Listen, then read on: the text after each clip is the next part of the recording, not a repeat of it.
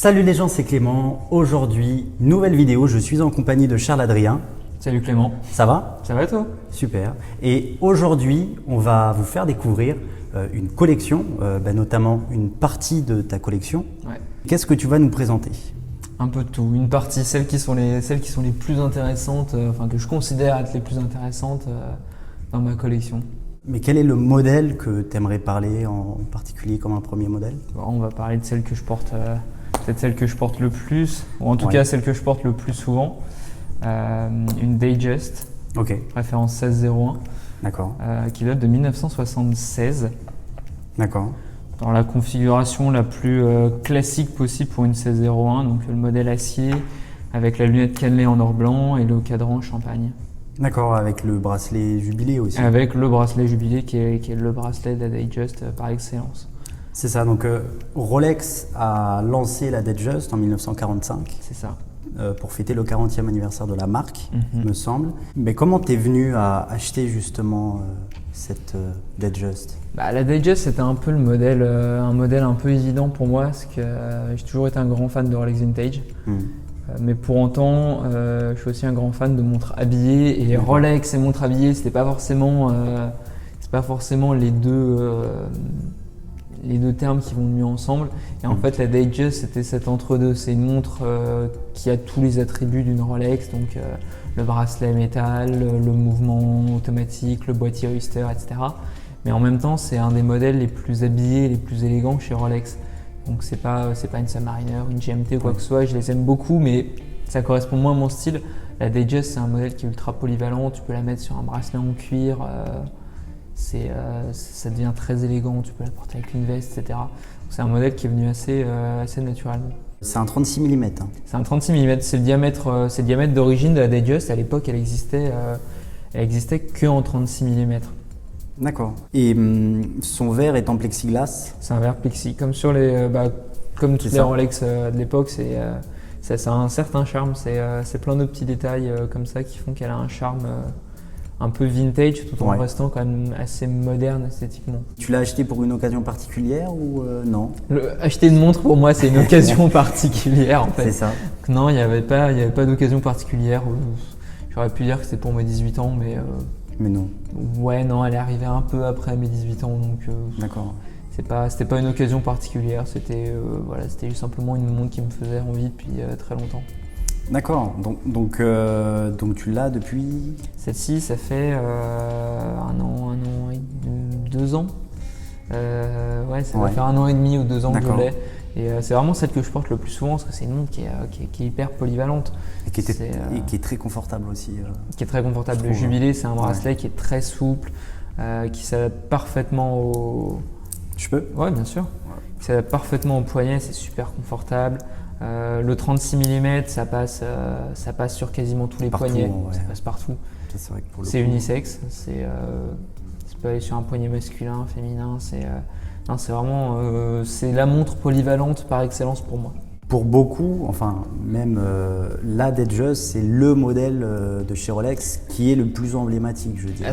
Disons que l'idée quand ils l'ont sorti en 45, c'était d'avoir tous les composants de Rolex. L'idée c'était le 40e anniversaire de Rolex. Donc ils voulaient qu'elle ait tous les attributs, donc le boîtier Oyster, le mouvement automatique, la certification chronomètre et en plus la nouveauté pour l'époque c'était du coup la date qui se passait par un guichet qui était la nouveauté de la Datejust à l'époque. C'était vraiment le concentré de la Rolex comme on l'imagine et aujourd'hui encore la Rolex Datejust en acier et or c'est le modèle le plus vendu par Rolex. D'accord. Mais qu'est-ce que t'apporte cette montre? C'est la montre quand je sais pas quoi porter. C'est le matin, tu ouvres ton coffret, tu regardes, qu'est-ce qu'on met ce matin? Qu'est-ce que je porte? Quand je suis indécis, c'est celle-là, voilà. C'est celle-là. Voilà. Et c'est aussi la valeur sûre. De toute façon une Rolex, c'est une valeur sûre à tous les points de vue. Alors, évidemment d'un point de vue cote, mais aussi d'un point de vue fiabilité, style, etc. C'est une valeur sûre. C'est ça, c'est la valeur sûre de ma collection. Passons au second modèle de ta collection, tu veux bien. Donc on va parler de ta Lange. De ta Lange, donc que tu as acheté il n'y a pas si longtemps que ça. Non, celle-ci c'est la petite dernière de la collection. D'accord. Ça c'était c'était la montre qui me faisait rêver. C'était vraiment, ouais. Lange & Söhne, depuis le début de ma collection, c'était la marque qui me faisait rêver. C'était pour moi quelque chose de totalement inabordable. Enfin, c'était un rêve. Ouais. Et un jour, en allant dans une boutique de montres pour essayer une Reverso, qui était la montre du moment que je voulais, qui était pour moi pareil un classique à avoir. Le jour où j'y suis allé pour voir les Reverso, j'ai essayé ce modèle-là totalement. Par hasard. Pas par hasard, mais pour rêver. On m'a demandé qu'est-ce que vous voulez essayer d'autre. Une Lange & Söhne, juste pour voir quoi. Et je l'ai essayé évidemment, pépite dans les yeux, etc. Et ma copine m'a dit très naturellement, pourquoi tu te l'offres pas? Ah bah oui. Voilà. Évidemment, ça paraissait évident. Et en soi, c'est vrai qu'elle avait raison. C'était qu'une question de patience. Donc j'ai économisé pendant quasiment 1 an pour m'offrir celle-ci plutôt qu'une Reverso. Donc la Reverso, je l'ai toujours pas, mais du coup, je me retrouve avec une Lange & Söhne Saxonia. D'accord. Dans tous les cas, je trouve que c'est une très très belle pièce, surtout d'une marque comme Lange. Donc Lange a été fondée justement en 1845 par Ferdinand Lange. C'est ça. Et justement, pendant la Seconde Guerre mondiale, il se trouve qu'ils se sont fait détruire leur usine par des bombardiers russes. Et c'est son petit-fils qui a pris la tête de la manufacture, il me semble. C'est ça, la chute du mur. Voilà, Walter Lange. Mais qu'est-ce que tu pourrais nous dire sur la marque, mais sur le savoir-faire Lange? C'est une marque qui est quand même assez particulière. C'est une marque allemande déjà. Ce qui la place un peu à part dans la haute horlogerie. Alors déjà, c'est à part parce qu'ils ont une construction qui est très particulière par rapport au mouvement suisse. Le cadran en argent, c'est une spécificité des montres allemandes. Les mouvements suisses sont faits en laiton rodier. En Allemagne, eux, et surtout chez Lange, ils utilisent du Mayshore, qui a une couleur un peu particulière et qui surtout se patine avec le temps. Un mouvement Lange qui a 10, 15, 20 ans, il a une couleur légèrement dorée. On le voit déjà quand elles sont neuves, on voit un petit peu la différence de couleur par rapport à un mouvement suisse, mais c'est vrai que c'est un mouvement qui se patine. Ça, c'est quelque chose que je trouve quand même assez intéressant. Ça donne une texture en plus aux finitions, aux côtes de glace sauteux du coup, et pas non pas que le côte de Genève, mais ouais, ça leur donne une texture assez particulière. Ils utilisent une platine 3/4, donc c'est-à-dire qu'en fait, on a un seul pont qui vient recouvrir tout le rouage. Ça, c'est quelque chose qui est caractéristique de Lange et du coup maintenant des montres de glaciote, mais à l'origine, c'était une invention de Lange & Söhne. C'est assez particulier, tout le monde n'aime pas parce que du coup, on voit pas grand-chose. On retourne le mouvement, on voit une grosse plaque de Mayshore. Mais personnellement, je trouve ça assez sympa parce que ça met vraiment l'accent sur les finitions. Et c'est quelque chose qui est vraiment qui est typique des montres allemandes. C'est assez sympa. Il y a le coq, aussi le pont de balancier qui est gravé à la main. D'accord. Ça aussi, c'est une particularité des montres allemandes. Et chez Lange, ils ont 6 ou 7 graveurs de mémoire qui font les gravures du coup à la main. Et comme chaque gravure est légèrement unique, ils suivent le même motif, mais ils le font à la main. Donc il y a vraiment des petites différences. Quand on va à la manufacture, on peut leur montrer notre montre. Et en regardant, ils sont capables de nous dire c'est telle ou telle personne qui a fait la gravure de notre montre. Ça, je trouve que c'est quelque chose qui est vraiment génial et qui rend chaque montre unique, quoi. Complètement. Donc chaque montre est faite à la main, je suppose. En grande partie, oui. C'est vrai que j'ai découvert la marque grâce à toi, je dirais, parce que sinon, niveau marque allemande, c'est vrai que j'y connaissais pas grand-chose. C'est assez, c'est entre guillemets sous-évalué, parce que pour le grand public, une montre de luxe, c'est une montre suisse. Voilà. Et on pense qu'aux Suisses. Oui. Voilà. Mais on pense pas au fait qu'il y a aussi l'Allemagne, donc c'est vrai que c'est déjà un peu plus confidentiel entre guillemets. Ouais. Et alors en plus, le fait que ça soit entre guillemets une petite manufacture, c'est-à-dire que ses concurrents, c'est Vacheron Constantin, Patek Philippe, Audemars Piguet, mais en comparaison, Patek fait à peu près 40 000 montres à l'année, Lange & Söhne c'est 6 000. Ah oui. Voilà, donc ça donne un rapport d'échelle. C'est beaucoup plus confidentiel. Ouais, voilà, c'est beaucoup plus confidentiel. Chez eux, il n'y a pas de liste d'attente ou quoi que ce soit. Alors c'est un peu moins vrai aujourd'hui avec le dernier modèle, l'Odysseus, mais dans l'idée, on va dire que sur le gros de la collection Lange, il n'y a pas de liste d'attente. C'est vraiment beaucoup plus confidentiel. D'accord, donc on va rester en Allemagne, plus particulièrement à Gashütte, si je le prononce bien. C'est vrai, c'est à peu près ça, je pense. Et on va parler de la Nomos, parce que tu as une Nomos justement dans ta collection. Ça a été ma porte d'entrée. Ça a été ma porte d'entrée vers l'horlogerie allemande, on va dire. Très très belle elle aussi. Celle-ci, c'est un modèle un peu particulier. Tu parlais d'occasion tout à l'heure, c'est vrai que celle-ci, c'était mon cadeau de 18 ans, de la part de mes parents. Donc une montre que je vendrai jamais, qui est vraiment sentimentale et qui est pour le coup aussi assez rare.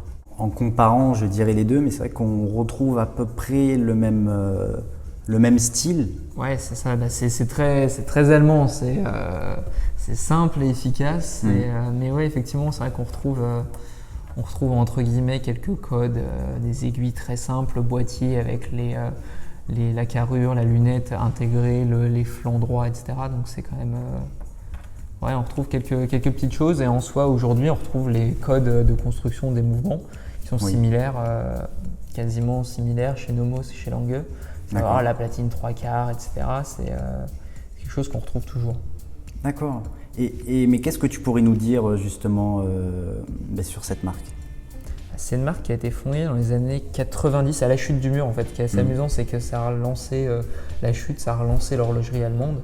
Donc Nomos a été fondée à ce moment-là et c'est une marque qui s'est très vite orientée dans l'idée de se verticaliser. D'accord. C'est vrai que pour beaucoup de gens aujourd'hui, ils pensent encore au Nomos avec des petits mouvements ETA, des peseux 7001, ce genre de choses. Alors dans celle-ci, c'est particulier, c'est encore un peseux 7001 parce que c'est un modèle qui est de 1999, donc c'était les débuts de la marque.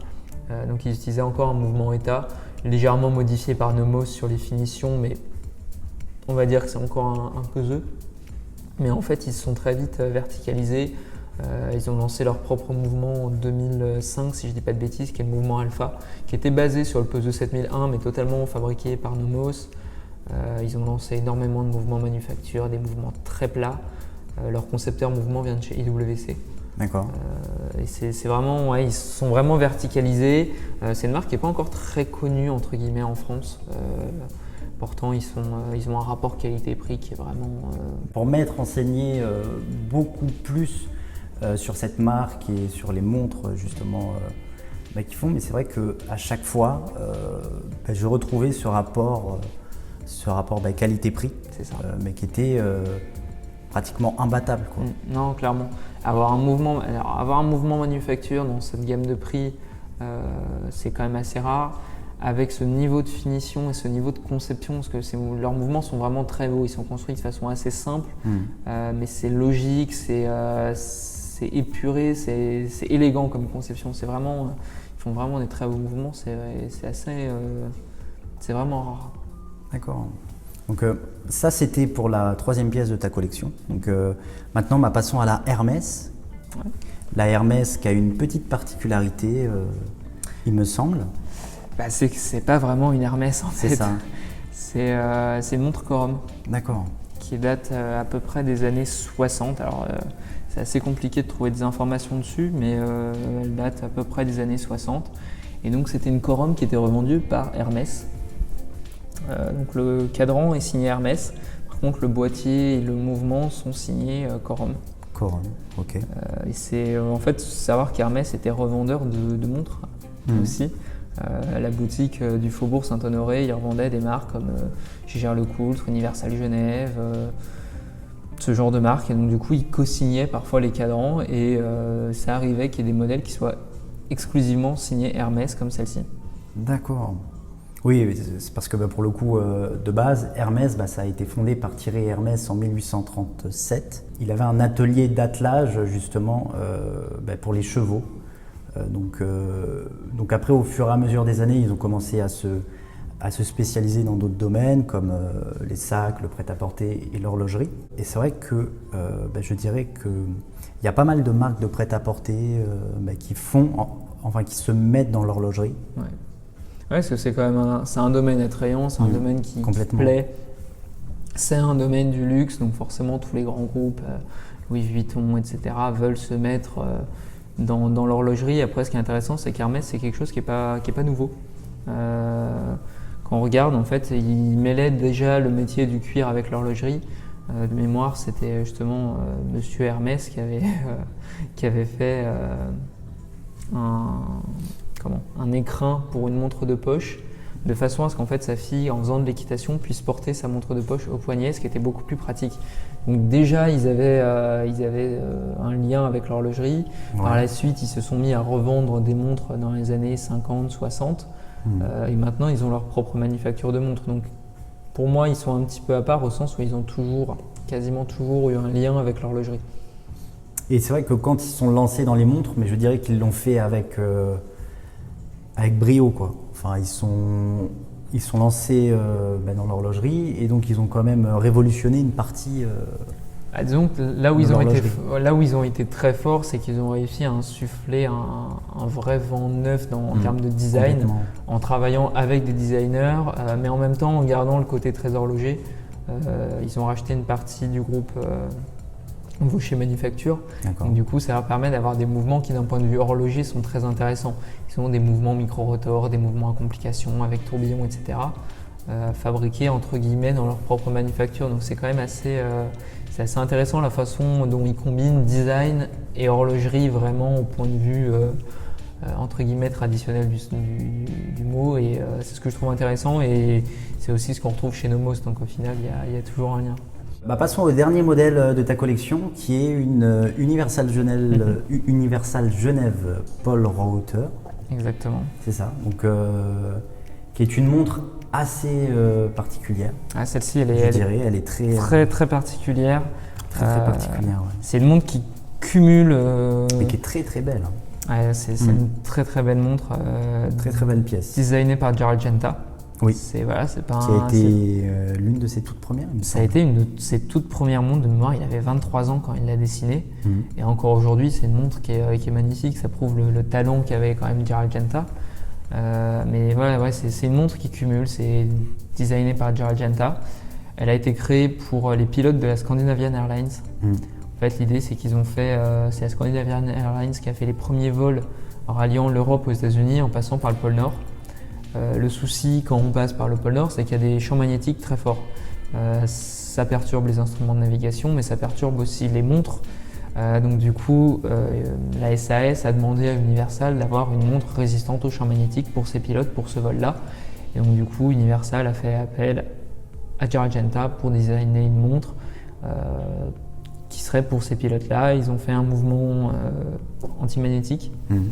Dès le début, ça a été un mouvement automatique, c'était un mouvement à bumper et très vite, de mémoire, c'était 1 ou 2 ans après la sortie de la montre, ils sont passés sur un mouvement à micro-rotor, qui sont encore montés d'un cran avec un mouvement très particulier qui est très beau, qui a de belles finitions et quelque chose qu'on voit quand même assez peu et ça a été un des premiers mouvements à micro-rotor. D'accord. Mais cette montre-là, tu l'as achetée pour une occasion particulière ? Alors celle-ci, c'était aussi un cadeau de mes parents, celle-ci c'était pour mes 20 ans, donc c'était il n'y a pas très longtemps, c'était la montre du confinement, on va dire. Mais ouais, voilà, ça a été mon cadeau de 20 ans. C'était une montre qui me plaisait depuis très très longtemps. Mais j'avais jamais passé le cap. Donc voilà, ça a été l'occasion d'avoir une montre que je vais encore garder à vie. Il me semble qu'Universal Genève n'existe plus. Alors c'est particulier, ouais. La marque telle qu'on la connaît en tant que collectionneur, voilà, l'Universal Genève de la Paul Reuter n'existe plus vraiment. Le nom a été racheté. Apparemment, ils devaient relancer un mouvement. Ils ont essayé de relancer des choses, mais sans plus. Ouais, c'est un peu compliqué. Ça n'a plus rien à voir avec l'Universal Genève de l'époque, qui était vraiment une très très belle marque, qui a fait des chronos absolument magnifiques. Qui avait des sous-traitants très haut de gamme. Ils ont eu des cadrans faits par Singer, qui a été aussi le fabricant de cadrans de chez Rolex. Donc il y avait des cadrans vraiment magnifiques, il y avait des boîtes magnifiques, les mouvements Universal étaient vraiment très bonne qualité. C'était une très très belle maison. D'accord. Merci Charles-Adrien d'être venu. Et merci à vous. N'hésitez pas à vous abonner, à lâcher un pouce bleu et à commenter. Dites-nous ce que vous pensez de cette collection de montres. Et moi, je vous dis à la prochaine. C'était Clément. Ciao.